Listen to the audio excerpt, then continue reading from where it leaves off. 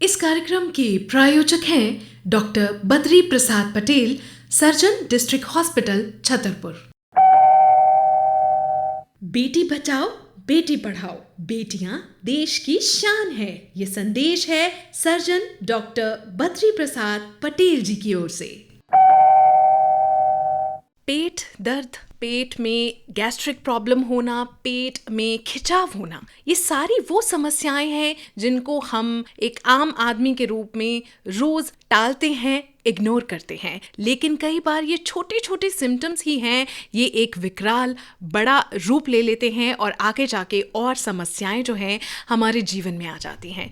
इसलिए बहुत ज़रूरी है सही टाइम पे इन सिम्टम्स को समझना और एक उपयुक्त टाइम पे डॉक्टर के पास जाना, ताकि डॉक्टर जो हैं आपकी समस्याओं को डायग्नोस करके उसका सही ट्रीटमेंट जो है कर सके। आज के पॉडकास्ट विद आकाशवाणी में हम बात करेंगे पेट से संबंधित समस्याओं पर और किस तरह उनका उपचार किया जा सकता है। और आज के हमारे इस एपिसोड में हमारे साथ जो खास मेहमान, जो खास एक्सपर्ट हैं, वो हैं जिला अस्पताल में सर्जन डॉक्टर बद्री प्रसाद पटेल जी। सर, आपका बहुत बहुत स्वागत है। जी, बहुत बहुत धन्यवाद जी सर, सबसे पहले मैं आपसे पूछना चाहूंगी कि बीइंग अ डॉक्टर, आप अपनी डेली रूटीन में क्या देखते हैं कि पेट से संबंधित कौन सी ऐसी समस्याएं हैं जो आज के समय में मेजरली चल रही हैं? रेगुलर में अगर देखा जाए तो जैसे कि डेली की ओपीडी, डेली के जो अस्पताल में पेशेंट आते हैं, उनमें देखा जाए तो पेट से संबंधित जो समस्याएं लेके आते हैं वो 50 से 60% पेशेंट यही वाले होते हैं कि पेट दर्द हो रहा है। और उनको ऐसा रहता है कि पेट दर्द में भी बहुत सारी चीज़ें होती हैं, उनको डिफ्रेंशिएट करने के लिए मतलब वो डॉक्टर के पास आते हैं जी। तो जैसे कि अपना पेट दर्द होना, गैस बनना, गैस के बाद कब्जियत होना जी, डकारें आना, कई बार ऐसा है कि खाना खाने के तुरंत बाद उल्टी हो जाना, ऐसी कुछ कॉमन समस्याओं को लेके मरीज दिखाने के लिए आते हैं। तो उनको एवेलुएट करने के बाद पता चलता है कि क्या क्या कारण हो सकता है, क्या हो सकता है, फिर उस हिसाब से उनका ट्रीटमेंट किया जाता है, स्टार्ट किया जाता है। जी डॉक्टर साहब, अगर हम गैस्ट्रिक प्रॉब्लम की बात करें, अक्सर हम सुनते हैं आम लोगों से, मुझे गैस की समस्या हो गई, गैस की समस्या हो गई, बट अगर हम इसको मेडिकल भाषा में समझे, गैस की समस्या होना क्या है? मेडिकल भाषा में गैस की समस्या मतलब ये गैस्ट्राइटिस हो गया और डिस्पेप्सिया बोलते हैं इसको। एक्चुअली ये मतलब गैस की समस्या ये है कि मतलब अपना जो खाना रहता है, जो खाना के पचाने वाले एंजाइम रहते हैं पेट में, जो आमाशय, छोटी आंत, बड़ी आंत से निकलते हैं, तो खाना प्रॉपर पच नहीं पाता है, तो उस वजह से जो आंत की जो वॉल होती है, जो मतलब आंत की दीवार होती है, उसमें हल्की फुल्की सूजन आ जाती है। उस वजह से थोड़ा सा जो गैसेस फॉर्मेशन होता है, उस वजह से वो डकारें वगैरह आना, ऐसा मुंह में ऐसा लगता है कि खट्टा खट्टा खट्टा पानी आ रहा है, और कई बार उल्टी भी हो जाती है। तो ये सारी चीज़ें, समस्याएं वो अपच की वजह से शुरू होती हैं, और कई बार ये बहुत आगे बढ़ के पेट में जो गैस्ट्राइटिस होता है, पहले वो गैस्ट्राइटिस कराते हैं, फिर इसके बाद कई बार वो अल्सर की तरफ भी बढ़ते हैं। जी डॉक्टर साहब, इसके कारण क्या रहते हैं? ये गैस की समस्या क्यों आती है? गैस की समस्या के लिए बहुत सारे कारण हैं। आजकल का जो जीवन शैली है वो बहुत ज़्यादा वैसी हो गई है, बहुत ही फास्ट है, हर चीज़ में हरी भरी करी, मतलब ये सारी चीज़ें आ रही हैं अभी देखा जाए तो, कि मतलब आदमी हमेशा ही बिल्कुल जल्दबाजी में रहता है, खाना खाने के लिए प्रॉपर टाइम नहीं दे पाते हैं, हमेशा चिंता में रहते हैं कि ये नहीं हो रहा है, वो नहीं हो रहा है,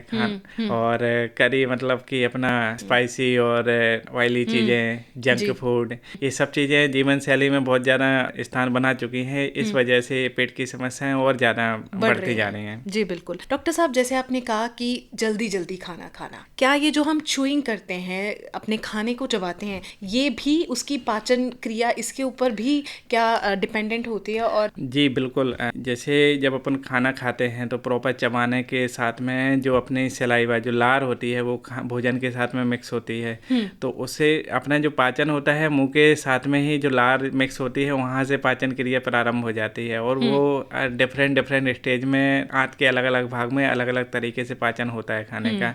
तो वो हर एक चीज़ जो होती है वो इम्पोर्टेंट होती है भोजन के पाचन में। जी, क्योंकि हम गैस की बात कर रहे हैं, गैस्ट्रिक प्रॉब्लम की बात कर रहे हैं, डॉक्टर साहब, वो ऐसी कौन सी स्टेज है जिसपे एक आम नॉर्मल पेशेंट समझ सकता है कि अब ये जो गैस की समस्या है, अब ये नॉर्मल नहीं है, इसका जो देसी जैसे नुस्खे करते हैं, चावल और दही को खाना, और भी ऐसे बहुत सारे हैं, एक पेशेंट कब समझे कौन सी ऐसी स्टेज है कि इसका अब ट्रीटमेंट जो है घर पे नहीं किया जा सकता और तुरंत डॉक्टर के पास जाने की ज़रूरत है? इसमें जैसे कि अगर मरीज को बहुत लंबे टाइम से दिक्कत हो रही है, जैसे कि एक्यूट इलनेस और क्रोनिक इलनेस में डिफरेंशिएट किया जाए तो जैसे एक हफ्ते के बाद दो महीने, एक हफ्ते से 2 महीने के बीच का गैप होता है, 2 महीने से ज़्यादा, तो इस टाइप से इसको कैटेगराइज किया जाता है मेडिकल टर्मिनोलॉजी में। लेकिन अगर 1-2 हफ्ते से ज़्यादा ये जैसे कि गैस की समस्या या फिर कभी कभी ये बोलते हैं कि पेट में ऊपरी हिस्से में दर्द होना, जलन होना, और कई बार जो अपने बुंदेली भाषा में बोलते हैं कि छाती के नीचे दर्द हो रहा है, तो वो होना मतलब कि वो एक सिम्टम है कि आपको डॉक्टर को दिखाना चाहिए। तो इसका ट्रीटमेंट जो है वो कैसे मेडिसिन से किया जाता है, किस तरह करते हैं आप? इसमें सिर्फ मेडिसिन से ट्रीटमेंट से ज़्यादा जो बेटर होता है कि मेडिसिन के साथ में आपको अपनी दिनचर्या परिवर्तित करना है, तो वो सबसे बेहतर उपाय होता है इस गैस्ट्राइटिस और गैस की समस्याओं के लिए। और पेट से संबंधित जो ज़्यादातर बीमारियां होती हैं उसमें खाने पीने का विशेष रोल रहता है। जी, बिल्कुल। मैं हमेशा अपने मरीज को ये सलाह देता हूँ कि जो बीमारी आपको है या जो भी चीज़ हो रही है उससे आपको दवाइयाँ तो फ़ायदा करेंगी, लेकिन आपको अपनी लाइफ स्टाइल भी अच्छा चेंज करना है। जैसे कि जैसे खाने का टाइमिंग जो है वो बहुत डिपेंड करती है कि अगर अपन बहुत लंबे टाइम तक खाली पेट रहते हैं, फिर इकट्ठा खाते हैं, फिर सीधे रात को खाते हैं और खाने के बाद तुरंत लेट जाते हैं, तो ये सब चीज़ें बहुत इनको बीमारियों को बढ़ाती हैं। तो इसलिए पहले भी जैसे अपना जो बड़े बुजुर्ग लोग बोलते थे कि छोटी छोटी डाइट लो और ज़्यादा बार खाओ, तो वो बहुत ज़्यादा फायदेमंद रहता है इन पेट की समस्याओं से बचने के लिए। जो नाश्ता होता है, हर व्यक्ति के जीवन में नाश्ते का बहुत महत्वपूर्ण योगदान है।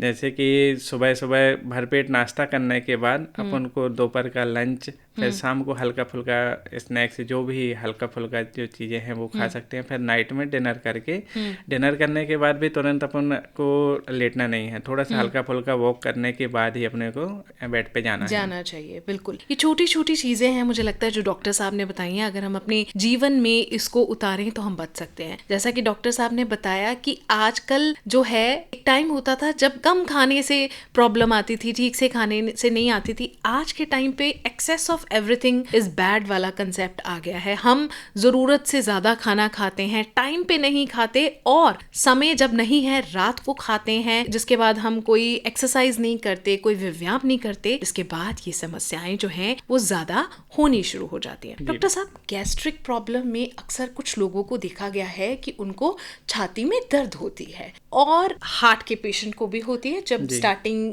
की स्टेज होती है। तो हम कैसे समझ सकते हैं कि ये गैस्ट्रिक पेन है, या कैसे समझ सकते हैं ये हार्ट की पेन है? अभी प्रेजेंट टाइम में तो ऐसा है कि छाती में दर्द को मतलब किसी को मतलब ऐसे हल्के में नहीं लेना चाहिए, चाहे वो भले ही गैस का दर्द हो। कई बार ऐसा होता है कि जो हार्ट का दर्द होता है वो इस टाइप से प्रेजेंट करता है जैसे कि गैस का दर्द हो रहा है। अभी वर्तमान समय में बहुत ज़्यादा ऐसे केसेस देखने को मिलते हैं, लेकिन फिर भी अपन थोड़ा बहुत डिफ्रेंशिएट ऐसे कर सकते हैं कि जैसे जो हार्ट का दर्द होता है वो लेफ्ट साइड में अपने छाती साइड होता है, और जो हार्ट का दर्द होता है वो अपना लेफ्ट शोल्डर जो रहता है अपना कंधे में जाके रेडिएट होता है। कभी कभी वो हाथ में भी दर्द होता है, और यहाँ तक कि अपने चिन में, मतलब कि अपनी जो टुंडी रहती है यहाँ तक भी जाता है।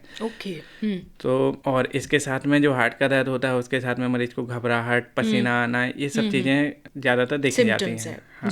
लेकिन फिर भी जैसे हार्ट बर्न होता है और जो गैस का दर्द होता है उसमें बहुत ज़्यादा अगर ऐसा कोई दिक्कत, घबराहट टाइप की हो रही है, तो फिर अपन को तुरंत जाना चाहिए, क्योंकि भले ही अपना एक बार गैस के दर्द के लिए अपन डॉक्टर को एक बार एक्स्ट्रा दिखा लेंगे, लेकिन हार्ट के दर्द से बिल्कुल हम बच सकते हैं। जी, हमेशा कहा जाता है कि प्रॉब्लम बहुत ज़्यादा बढ़ जाए उससे बेटर यही है कि अगर आपको कुछ ऐसे शुरुआती सिम्टम नज़र आ रहे हैं और अगर 1-2 दिन में आप ठीक हो गए हैं तो ठीक है, या वो दर्द बहुत ज़्यादा है तो ज़रूरी है कि आप डॉक्टर के पास जाएं ताकि आपकी जांच हो और ट्रीटमेंट जो है सही समय पर आपका हो सके, क्योंकि सही समय पर ट्रीटमेंट स्टार्ट होगा तो आपको आराम और इलाज भी बेहतर हो सकता है। डॉक्टर साहब, अब अल्सर्स के ऊपर आते हैं। कई बार देखा गया है कि ये एक्सट्रेसिव एक्सेसिव गैस की समस्या या फिर ये एक्सेसिव जलन पेट में होना, ये आगे जाके अल्सर्स का रूप ले लेती है। अल्सर्स क्या होते हैं, इसको कैसे समझ सकते हैं?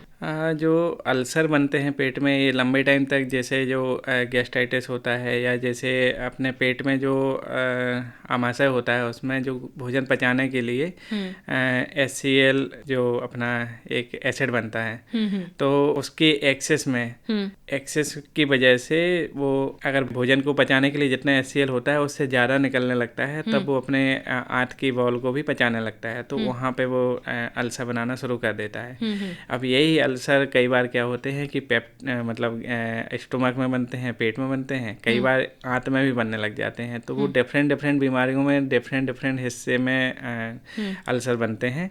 और कई बार ये भी देखा जाता है कि ओरल माउथ अल्सर भी बनने लग जाते हैं, जैसे कि मरीज को बहुत लंबे टाइम तक कॉन्स्टिपेशन रहता है, जैसे पेट साफ नहीं होता है, तो जो अपना एसिड रहता है वो रिगर्जिटेट होके, मतलब वो डकार के द्वारा मुंह में आता है, तो कई बार माउथ अल्सर भी उससे बनने लगते हैं।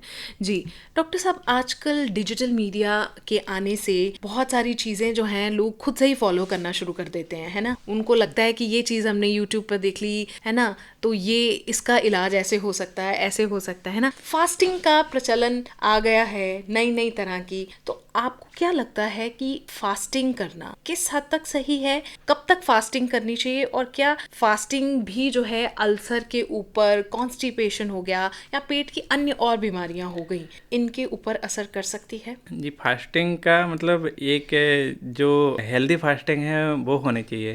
अब कई बार ये होता है कि बहुत सारे ऐसे मरीज आते हैं कि कुछ खा ही नहीं रहे हैं जी। कई बार ऐसा होता है कि जो कुछ लोग जो मतलब इतनी ज़्यादा फास्टिंग कर रहे हैं, कहीं वेट रिडक्शन के लिए, कहीं कुछ और चीज़ के लिए, कि मतलब कि वो हेल्दी भोजन, तो इसकी वजह से वीकनेस आने लग जाती है। बिल्कुल। तो ये सब चीज़ें भी दूसरी टाइप की बीमारियों की, वीकनेस होगी शरीर में, इम्यूनिटी नहीं होगी, तो बहुत सारे इन्फेक्शन जो रहते हैं, मौसमी इन्फेक्शन भी है, छोटे मोटे इन्फेक्शन भी शरीर को नुकसान पहुंचाने लगते हैं। तो फास्टिंग से ज़्यादा है कि मतलब कि आप एक्सरसाइज थोड़ी सी बढ़ाएं और प्रॉपर भोजन के साथ में अपनी एक्सरसाइज को करें, तो उससे आप हेल्दी जीवन जी सकते हैं। जी बिल्कुल। डॉक्टर साहब, अभी हमने अल्सर्स की बात की और उसके साथ ही कॉन्स्टिपेशन जो है वो जुड़ा। कॉन्स्टिपेशन की भी समस्या, यानी कि ये जो कब्ज की समस्या है, ये भी हम देखते हैं कि दिन प्रतिदिन लोगों में बहुत ज़्यादा बढ़ रही है और इसको हम इग्नोर भी कर देते हैं और लेटर ऑन और ज़्यादा समस्याएं आ जाती हैं। कैसे इसको हम ट्रीट कर सकते हैं? जी बिल्कुल। अब कब्जियत जो रहता है, कई बार ऐसा रहता है कि मरीज किसी को भी बताने में या डॉक्टर के पास जाने में संकोच करता है। तो इसके लिए मतलब यही है कि हेल्दी लाइफस्टाइल और संतुलित भोजन, समय पे भोजन, और भोजन में जैसे कि प्रॉपर हरी सब्जी, सलाद, फाइबर युक्त जो भी चीज़ें होती हैं उसको लेना चाहिए। फल फूल जो रहते हैं, एक आध कोई फल फूल, संतुलित आहार जो अपने उसमें रहता है, रोटी सब्जी दाल चावल, एक कटोरी सलाद जरूर लेना चाहिए जी। और इन सब से क्या है कि कब्जियत एक सिम्टम है, जैसे अपना शरीर का बुखार एक सिम्टम है, उसकी वजह से उसके पीछे कई बीमारियां छुपी रहती हैं। तो कब्जियत एक ऐसी है कि एक सिम्टम है, बाकी उसके पीछे बहुत सारी समस्याएं जो आंत से रिलेटेड समस्याएं होती हैं, जैसे कि उसमें बहुत सारी चीज़ें होती हैं कि जैसे बवासीर, भगंदर, इस टाइप की समस्याएं भी उससे पैदा होती हैं। जी जी जी। फाइलेरिया उन्मूलन दिवस 10 फरवरी को देश भर में मनाया जाएगा। आप सभी नजदीकी सरकारी अस्पताल में जाकर DEC दवा को सेवन जरूर कीजिए। ये संदेश है सर्जन डॉक्टर बद्री प्रसाद पटेल जी की ओर से। डॉक्टर साहब, अक्सर हम कई बार देखते हैं लोग कहीं पार्टी पे गए हैं या बाहर का उन्होंने ज़्यादा खा लिया, तो अक्सर आके कहते हैं हमें उल्टी हो गई, डाइजेस्ट नहीं हुआ, फूड पॉइजनिंग हो गई है। पर मेरे ख्याल से बहुत सारे लोगों को इसका मतलब एग्जैक्टली नहीं पता। कैसे समझ सकते हैं? फूड पॉइजनिंग मतलब इस टाइप से अपन उसको थोड़ा समझ सकते हैं कि जैसे किसी भी चीज़ से बॉडी को एलर्जी टाइप की होती है, तो फूड पॉइजनिंग ये बोल सकते हैं कि किसी भी चीज़ से कोई ऐसा खाना या कोई ऐसा इन्फेक्शन जिसको बॉडी अपना टॉलरेट फाइट नहीं कर पाता है। तो बॉडी खुद ही सबसे पहले बॉडी उसको निकालने की कोशिश करती है, तो या तो वो उल्टी के द्वारा निकलेगा या फिर दस्त के द्वारा निकलेगा जी। तो बॉडी की प्राइमरी मैकेनिज्म है वो एक्टिव होती है, तो फिर वो उल्टी दस्त के रूप में प्रेजेंट करते हैं जी। और इसमें जो बहुत ज़्यादा मतलब वो रहता है कि लोग सोचते हैं कि मतलब फूड पॉइजनिंग हो गई तो अब अपने को तुरंत ही अपने को दवाई ले लेनी चाहिए कि उल्टी दस्त ना हो। लेकिन मेरा मानना ये है कि अपने को जो इन्फेक्शन की वजह से उल्टी दस्त होते हैं तो उसमें अपने को बहुत जल्दी उसको नहीं रोकना चाहिए, क्योंकि जो इन्फेक्शन है अगर मान लीजिए कि तुरंत निकल जाता है तो वो बहुत अच्छा रहता है आगे के लिए। कई बार ऐसा होता है कि दस्त रोकने की दवाई जो मेडिकल स्टोर से कोई लोग लेके खा लेते हैं, फिर वो बहुत लंबे टाइम तक इन्फेक्शन आंत में बच जाता है और फिर बहुत परेशान होना पड़ता है। जी जी, मुझे लगता है इन छोटी छोटी जो चीज़ें हैं जिन्हें हम इग्नोर करते हैं, इन्हें समझना बहुत ज़रूरी है। डॉक्टर साहब, कई बार हम देखते हैं कि कुछ लोग जो मेडिसिन पे बहुत ज़्यादा डिपेंडेंट होते हैं वो खास तौर पे खाली पेट मेडिसिन ले लेते हैं, क्या ये सही है? खाली पेट जैसे कि जो बोलते हैं गैस्ट्राइटिस, जो अपना स्टोमक रहता है वो हाईली सेंसिटिव रहता है कोई भी मेडिसिन के लिए। सबसे पहले जो अपने कोई भी चीज़ है मुंह से कह जाती है तो स्टोमक में जाती है, तो वो वहाँ पे ऑलरेडी एसिड है, वहाँ पे मेडिसिन भी जाएंगी तो वो भी थोड़ा सा हाइपर एसिडिटी कराती हैं जी। तो उसकी वजह से वो गैस्ट्राइटिस टाइप के सिम्टम बनते हैं। कई बार ऐसा होता है, देखा जाता है कि बहुत ज़्यादा दवाइयाँ लेने की वजह से मरीज पेप्टिक अल्सर लेके प्रेजेंट करता है जी, जिसको ड्रग इंड्यूस गैस्ट्राइटिस या ड्रग इंड्यूस पेप्टिक अल्सर बोलते हैं। उसमें भी मतलब ये है कि अल्सर बन जाते हैं, अपन को लगता है अपन तो दवाई खा रहे हैं बिल्कुल, फिर भी ठीक क्यों नहीं हो रहा है। कई बार ये सोचना, ये उसमें मतलब मॉनिटरिंग की बहुत ज़रूरत रहती है। तो लंबी टाइम तक अगर अपन दवाई ले रहे हैं तो डॉक्टर की सलाह बीच बीच में लेना जरूरी है।